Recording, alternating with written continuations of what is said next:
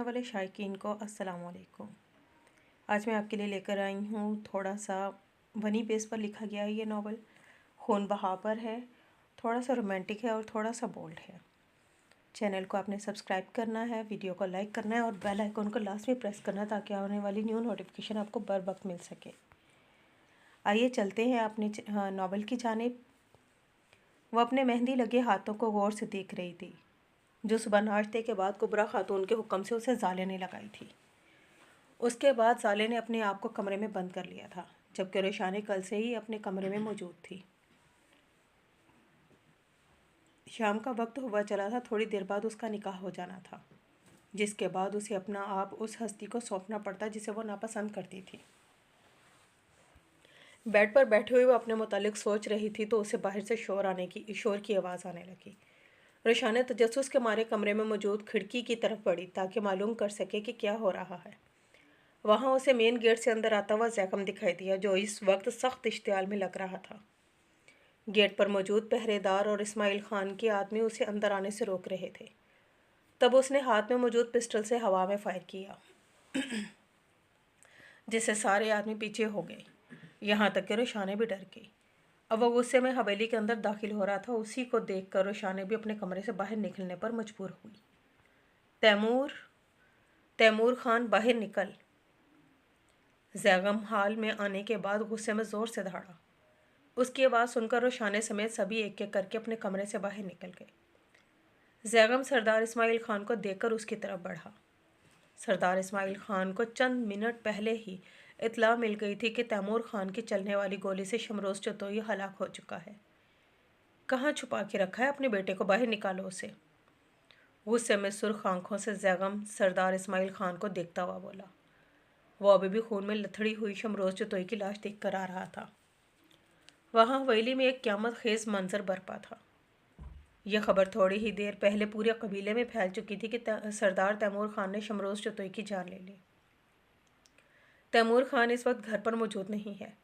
तुम चाहो तो शमरोज़ चतोई की मौत का बदला मुझसे ले सकते हो। सरदार इस्माइल खान की बात पर जहाँ कुबरा खातून, जर्रीन और ज़ाले बेयकीनी से पूरी आंखें खोले सरदार इस्माइल खान की तरफ देख रही थी, वही रोशानी का वजूद ज़लज़लों की ज़द में आ चुका था। बराबर में खड़ी ज़ाले उसको ना थामती तो वो फर्श पर गिर पड़ती। मैं चाचू की मौत का बदला उसके सीने में गोली उतार कर ही लूँगा। जहाँ भी छुपाया उसे बाहर निकालो। ज़ैगम सरदार इस्माइल खान पर गुस्से में चीखता हुआ बोला और साथ ही पिस्टल की नाल सरदार इस्माइल खान के सीने पर रख दी। सरदार इस्माइल खान के सीने पर तनी हुई पिस्टल देखकर कुबरा खातून चीखकर मुलाजमों को बुलाने लगी, जबकि जरीन जल्दी से सरदार इस्माइल खान के आगे आकर खड़ी हुई।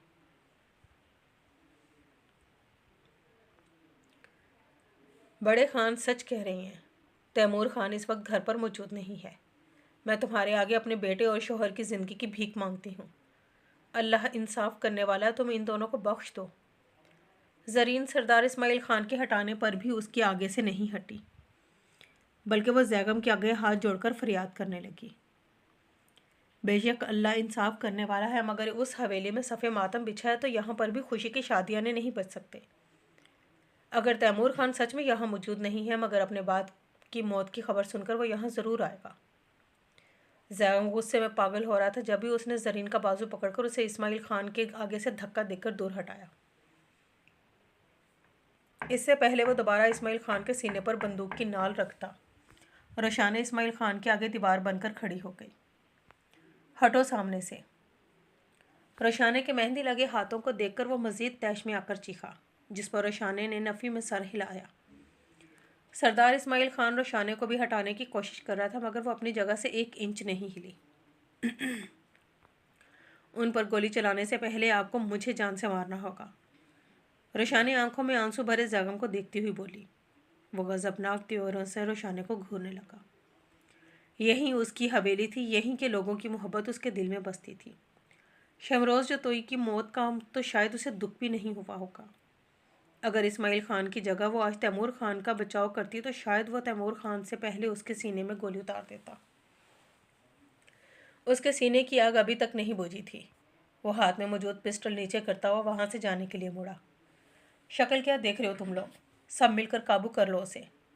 سردار اسماعیل خان نے اپنے ملازم کو ہاتھ سے وہیں کھڑا رہنے کا اشارہ کیا تھا، مگر زیغم کے وہاں سے جاتا دیکھ کبرا خاتون ایک دم بولی۔ وہ لوگ زیغم کی طرف بڑھے ہی تھے، تب زیغم نے چھت پر ٹنگے فانوس پر فائر کیا، جو کہ زمین بوس ہوا۔ سب وہیں رک گئے۔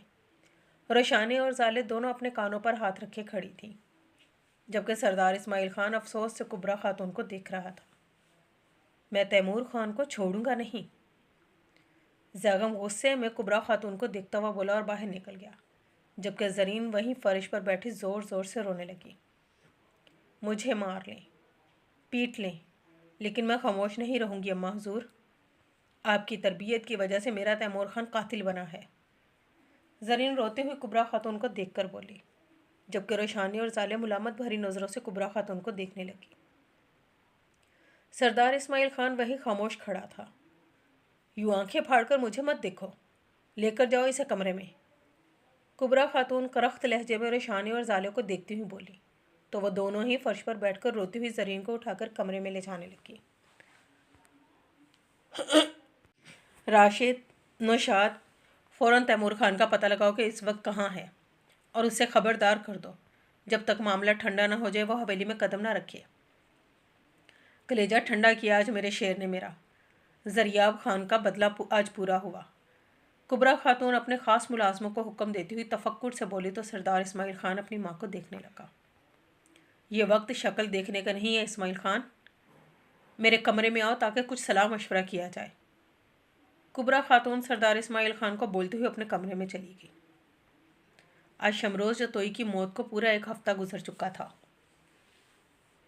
زیغم کے علاوہ رمشا اور دونوں بچے بھی حویلی میں موجود، بلکہ دلاویز، پلوشا اور آرزو بھی ہفتے بھر سے وہیں تھیں۔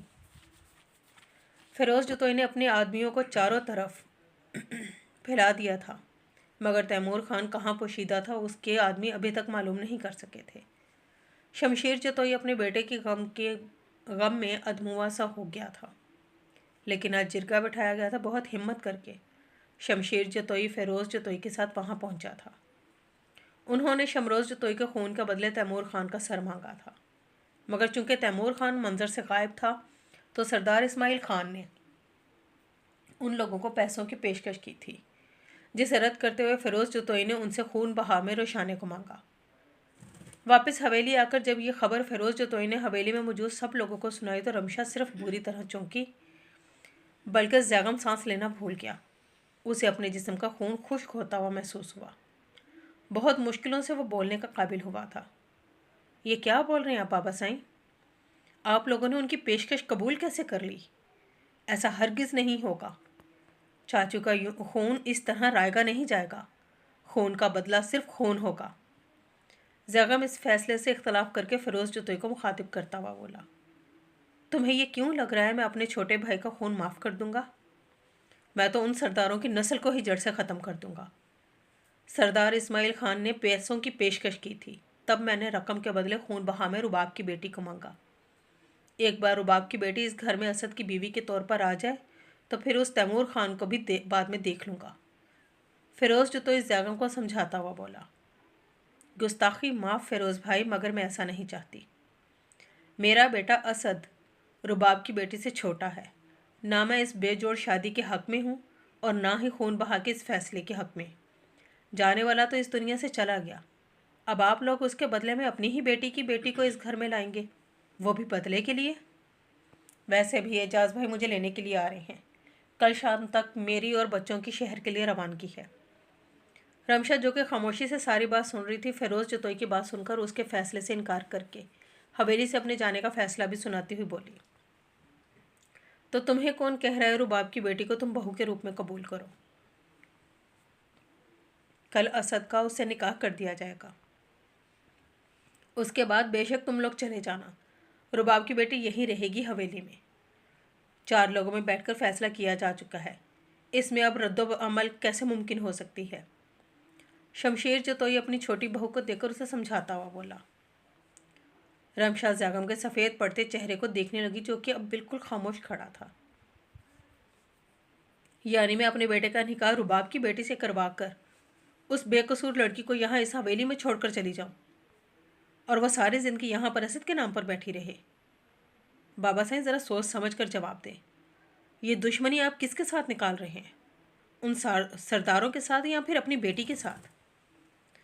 रमशा शमशीर जतोई को देखती हुई अफसोस से पूछने लगी। तौबा करो बीबी, कैसे बुजुर्ग के आगे गज भरी जुबान चला रही हो? शोहर मरा है तुम्हारा, और ये उसी के बाप हैं जिनका हुक्म मानने से तुम इनकार कर रही हो। शोहर के मरने के बाद रिश्ते ख़त्म नहीं किए जाते, और जिरगे में जो फैसला एक बार हो जाए उससे पीछे हटना अपनी बेइज्जती करवाने के मुतारिफ है। रमशा को बोलते देखकर कशमाला भी मैदान में उतरकर अपने नंबर बढ़ाने लगी। भाभी, शमरोज़ के वालिद मेरे लिए काबिल एहतराम हैं, लेकिन मैं हक की बात कहने से पीछे नहीं हटूंगी।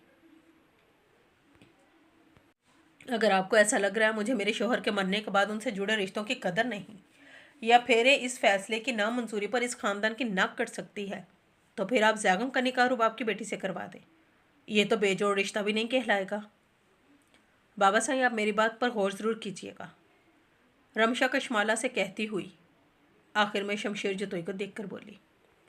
ज़ैगम रमशा की बात पर चौंक कर उसे देखने लगा, जैसे रमशा की बात ने ज़ैगम के बेजान वजूद में चांद फूंकी हो, मगर वो अभी भी खामोश खड़ा था। अरे वाह बीबी, तुम तो अपना बचाव करके अपना सारा मलबा मेरे सर पर डाल रही हो, कशमाला चमक कर बोली और साथ ही खूंखार नज़रों से रमशा को घूरने लगी। आपको मेरी बात इतनी बुरी क्यों लग गई है भाभी? अगर असद और रोशाने की शादी में कोई मजाक नहीं है, तो फिर ज़ैगम के साथ रोशाने की शादी में क्या मसला? आप इस ख़ानदान की बड़ू बहू हैं, 4 लोगों के बीच में किए गए फैसले और अपने ख़ानदान की इज्जत और वक़ार का अच्छी तरह समझ सकती होंगी। प्लीज़ भाभी, बड़ेपन का सबूत दें, रोशाने और ज़ैगम का निकाह होने दें। अपनी ननद की बेटी को सच्चे दिल से इस घर की बहू तस्लीम कर लें। रमशा के मज़ीद बोलने पर कशमाला का दिल चाहा कि वो उसका मुंह नोच ले, मगर जब्त करके खामोश रही। ज़ैगम के लिए फ़ैसला करने वाली उसकी माँ कौन होती है? ये मेरा पोता है, अभी मैं ज़िंदा हूँ उसका फ़ैसला करने के लिए। शमरोज़ ने तो हमेशा से ही अपनी चलाई, तो फिर मैं उसकी बीवी बच्चों से भला क्या तवक्का रखूँगा? ज़ैगम और रुबाब की बेटी का निकाह होगा, और वह ज़ैगम की बीवी की हैसियत से इस हवेली में आएगी। शमशीर जतोई के फैसले पर सब उसकी तरफ देखने लगे।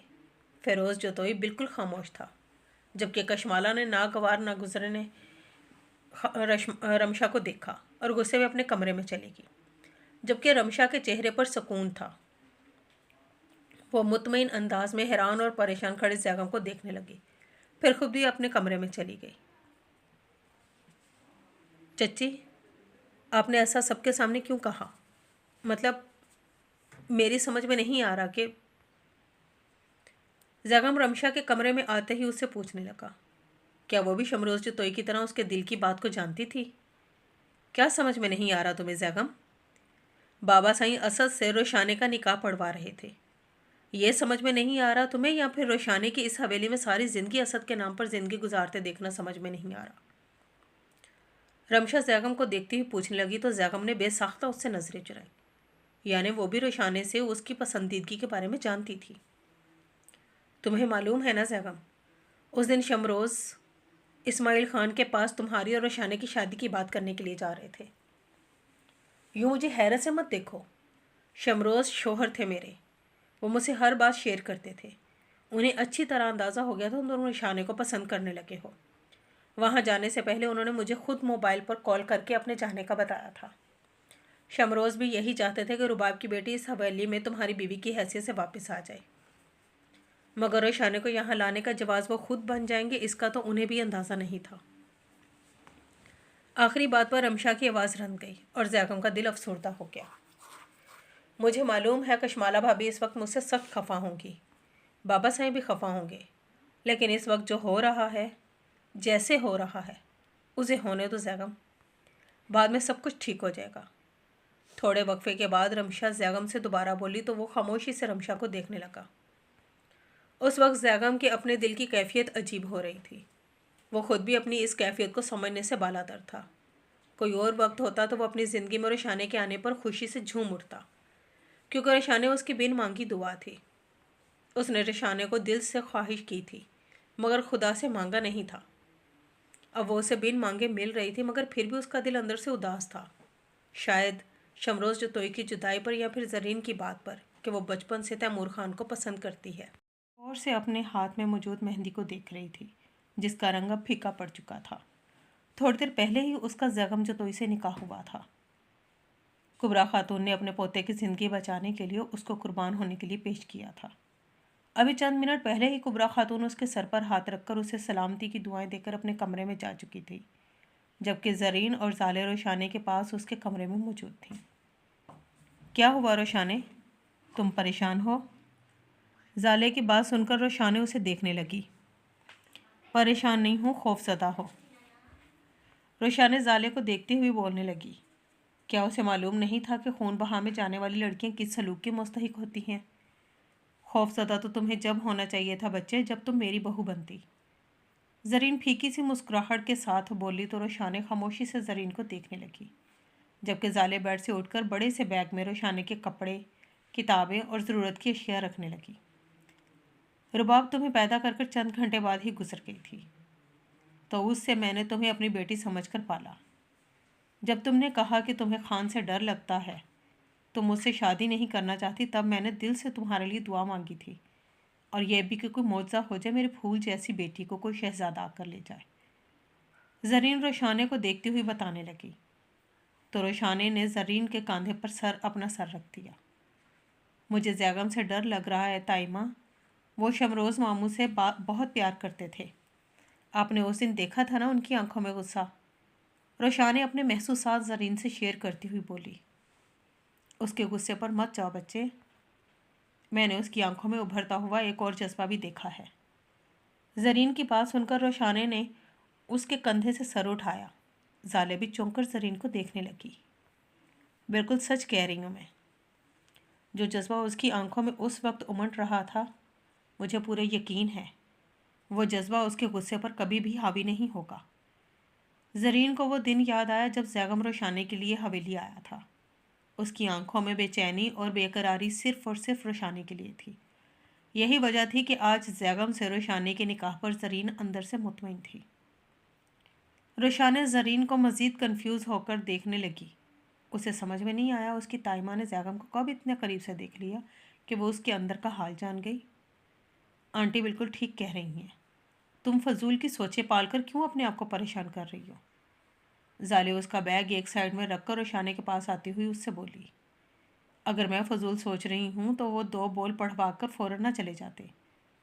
زالے کی بات سن کر روشانے کے دل میں موجود شکوہ زبان پر آیا، کیونکہ ملازمہ کے مطابق نکاح کے بعد شمشیر جتوئی اور فیروز جتوئی اپنی گاڑی میں واپس حویلی جا چکے تھے، جبکہ زیغم ان دونوں سے الگ دوسری گاڑی میں جا چکا تھا۔ اب اس وقت صرف ڈرائیور موجود تھا جو کہ روشانے کا انتظار کر رہا تھا۔ اس طرح کا برتاؤ اسے آنے والے وقت کا پتہ دے رہا تھا، تبھی روشانے اندر سے ڈری ہوئی تھی۔ چھوٹی چھوٹی باتیں محسوس کرنے کی اجازت نہیں ہوتی اس قبیلے کی عورتوں کو، تم بھی زیادہ محسوس نہیں کرو۔ اے روشی، اپنی تائمہ کو تو یاد کرے گی نا یہاں سے جانے کے بعد؟ زرین کے یوں اچانک پوچھنے پر روشانے اس کے گلے لگ گئی۔ بے اختیاری اس کی آنکھوں سے آنسو نکل پڑے۔ میں نے تمہارے بیگ میں کپڑے اور کتابوں کے ساتھ تمہارا موبائل بھی چھپا کر رکھ دیا ہے۔ زیادہ نہیں، ہفتے میں ایک بار جب بھی موقع ملے، صرف 5 منٹ کے لیے مجھے یا آنٹی کو اپنی آواز سنا دیا کرنا، ہمیں اطمینان رہے گا تم وہاں خیریت سے ہو۔ زالے اپنی آنکھوں سے آئی ہوئی نمی صاف کرتی ہوئی روشانے کو بولی، تو روشانے اب زالے کے گلے لگ گئی۔ اس کے جانے کے وقت سردار اسماعیل خان کافی چپ تھا۔ اس نے اور زرین اور روشانے کو ڈھیر ساری دعاؤں کے حصار میں اپنی حویلی سے رخصت کیا۔ وہ ایک حویلی سے رخصت ہو کر ڈرائیور کے ہمراہ دوسری حویلی جانے لگی جو کہ اس کا ننیال ہونے کے ساتھ ساتھ اس کا سسرال بھی تھا۔ اتنے دنوں بعد کیوں چکر لگایا نوشاد؟ تیمور خان 10 دنوں سے شہر میں اپنے دوست کے فارم ہاؤس میں قیام پذیر تھا۔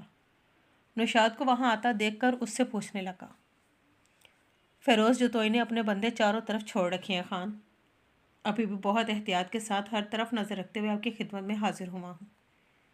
نوشاد اس کے سامنے مودبانہ انداز میں ہاتھ باندھنا ہوا بولا۔ جلدی سے خبر دو، فیصلہ کیا سنایا گیا ہے جرگے میں؟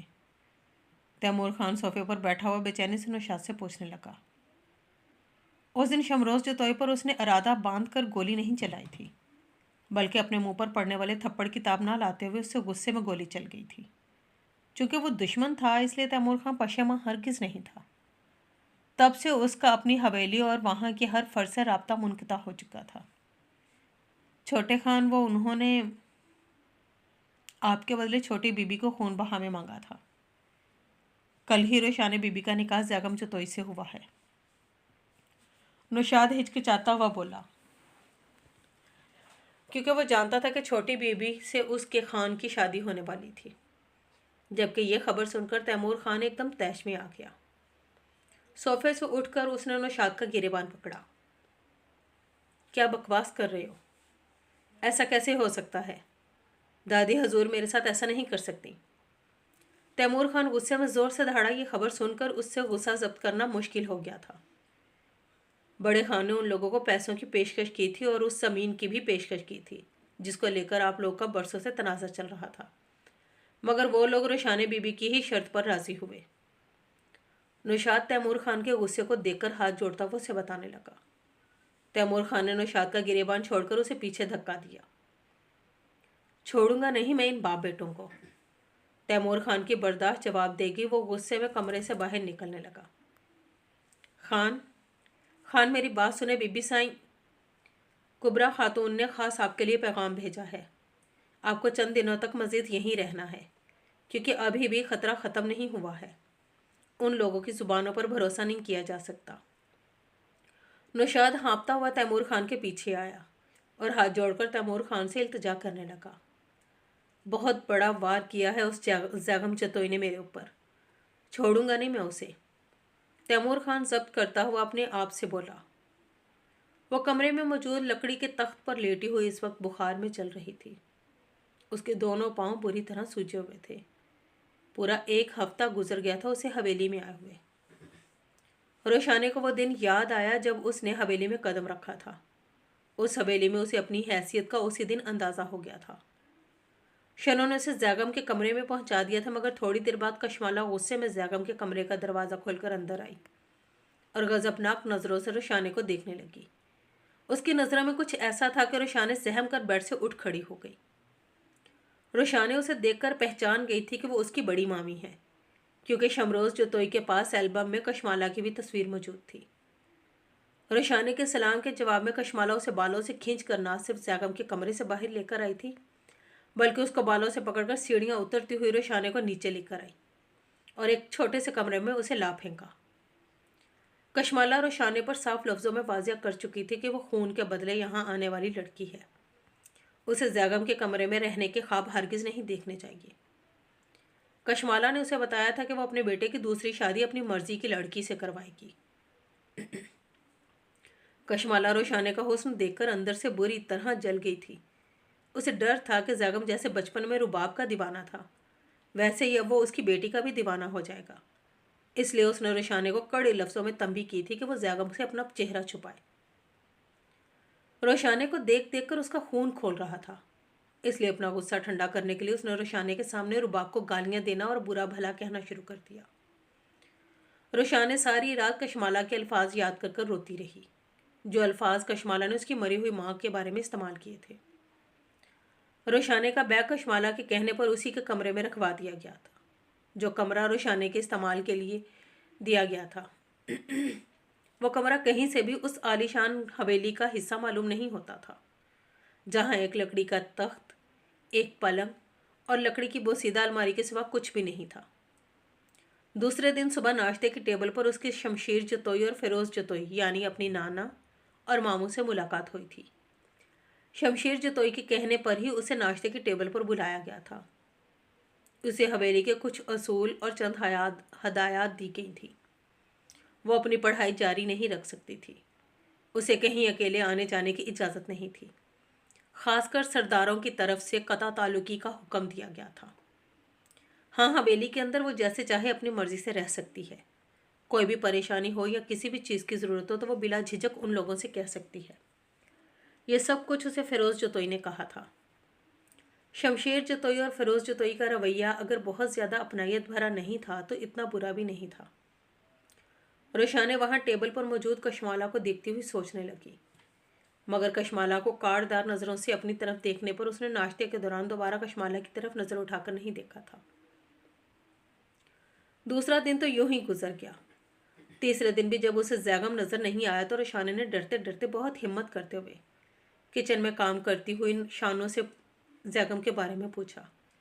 मगर उसकी किस्मत खराब थी, क्योंकि उस वक्त किचन में आती कशमाला उसके मुंह से जैगम का नाम सुन चुकी थी। जैगम का नाम मुंह से लेने पर कशमाला ने उसके चेहरा थप्पड़ से सुर्ख कर दिया। उसे जैगम का नाम लेने पर कशमाला ने बेशर्मी और बेहयाई के ताने भी दिए। रोशानी कशमाला का मिजाज देखते हुए उस बात का अंदाजा लगा चुकी थी कि उसकी सास काफी दकियानूसी, गुस्से वाली और सख्त गिर खातून है। बाद में शन्नो ने उसे कमरे में आकर बताया था जैगम साई निकाह के फौरन बाद अपनी चच्ची और शमरोज साई के बच्चों के साथ शहर चले गए थे और वो शहर में ही होते हैं। शन्नो की बात सुनकर रोशानी खामोश हो गई थी। उसे कशमाला से कुछ अच्छे की उम्मीद नहीं थी, और वाकई 2 दिन गुजरने के बाद कशमाला ने उसका जीना हराम कर दिया था। वो शमशीर जतोई और फिरोज जतोई के सामने रोशानी को कुछ भी नहीं कहती। शायद उन दोनों को तो इल्म भी नहीं था कि वो उसके किस कमरे में रखा गया है। उन दोनों की गैर मौजूदगी में कशमाला उसे मुलाजमा के साथ सारे घर का काम करने को कहती। दोपहर में आराम करते वक्त अपने हाथ पांव दबाती, वक्त बे वक्त उसके सामने रुबाब को बुरा भला भी कहती। आज पूरा 1 हफ्ता हो गया था उसे इस हवेली में आए हुए, और उसे अपनी जिंदगी पहले से भी ज्यादा मुश्किल लगने लगी। शन्नो से उसे मालूम हुआ था आज उसकी ननद को आना है। इस वजह से वो सारा दिन किचन के कामों में मसरूफ रही। जब से वो यहाँ आई थी उसकी जरीन या जाले से बात नहीं हुई थी।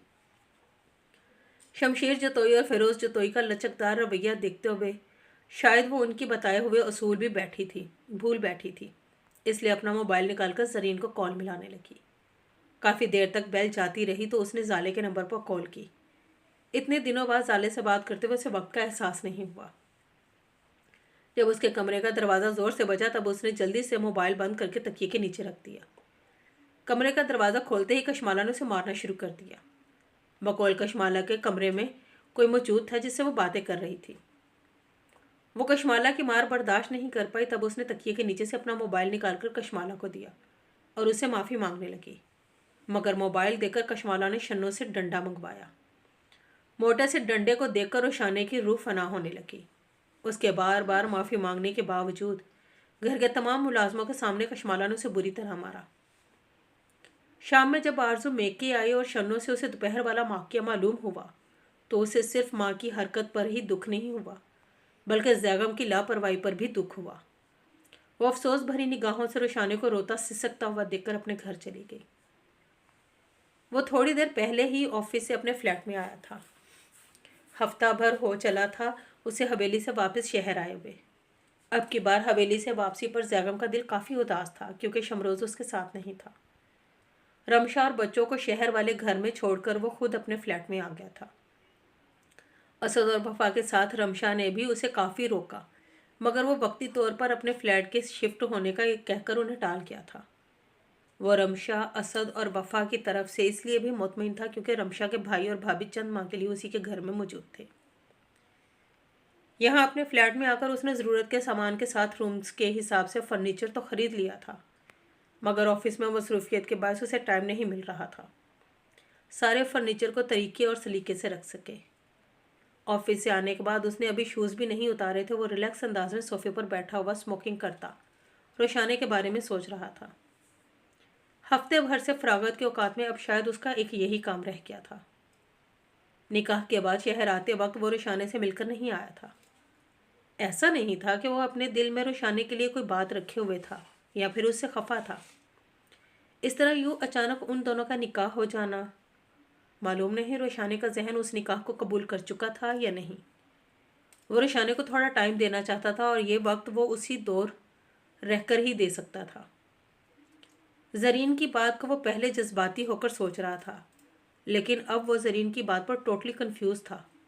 अगर वाकई रोशानी तैमूर खान को पसंद करती थी तो वो तैमूर खान से इस तरह खौफजदा हरगिज़ नहीं होती जिस तरह वो शमरोज़ के घर उस रात ख्वाब में उससे डर गई थी।